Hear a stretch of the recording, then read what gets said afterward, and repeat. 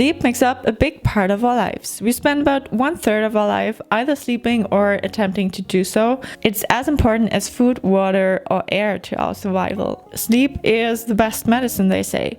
It allows the body to flush out toxins that build up during waking hours. Stress and sleep are closely linked. Stress can adversely affect the sleep quality and duration, while lack of sleep can increase stress levels. I found that minimalism and sleep are closely linked as well, so in this video I'm going to share my experience and also a few tips on how to improve your sleep with practicing minimalism. Owning tons of stuff feels like non-stop having to carry around a lot of ballast with me, so letting go all of these things feels like I no longer have to carry around so much weight and I feel a lot more free and light, which leads to a calmer mind and less stress, and that means a better quality of life and in general better sleep for me.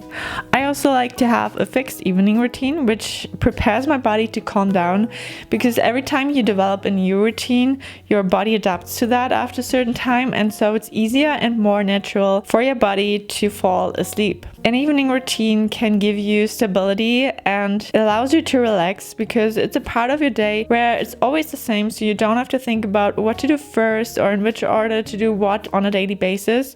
So it also saves you a lot of energy and lets your mind calm down. I really recommend a simple evening routine that is not too complicated and that you really enjoy. For me that includes a workout, taking a shower, having dinner, brushing my teeth, and a simple skincare routine. A good workout during the day or even just taking a walk or moving your body in any way helps you to sleep better at night.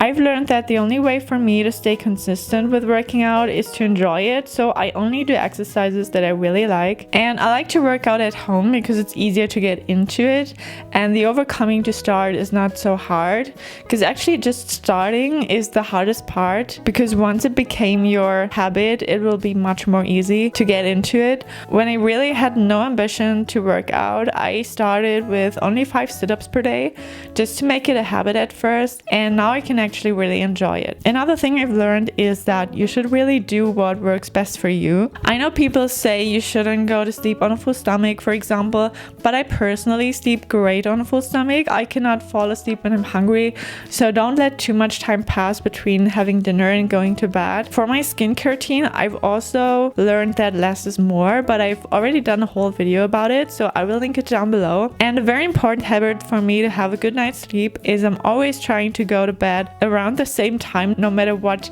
day of the week it is, because we have like an internal clock and your body adapts to that, so that really helps. Another thing I did is to turn off any sort of notifications on my phone, not only at night but in general, because if something is really important then the person will just call you, and doing that will de-stress your life a lot. There are a lot of benefits of living a minimalist life.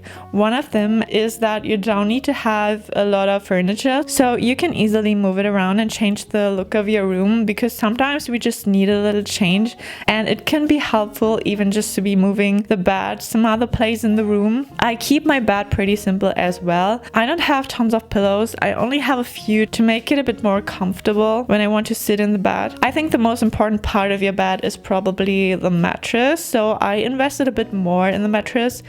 And other than that, I think it's important to find out what works best for you. I personally sleep a lot better with a pretty thin blanket and a flat smaller pillow, but that's just my personal preference.